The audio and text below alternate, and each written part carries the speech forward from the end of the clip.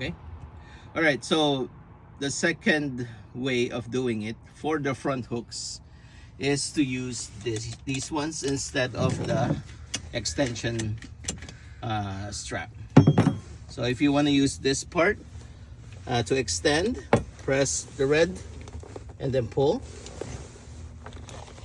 and then hook it in the front or on the frame, and then secure.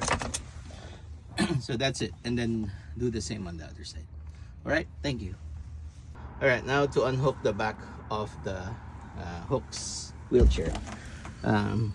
Press again the red one to extend and release. Unhook the seat belts. Okay, to take this off, you need to pull this part up and then slide. Again, press the red button and extend. Pull this up and then slide. All right, thank you.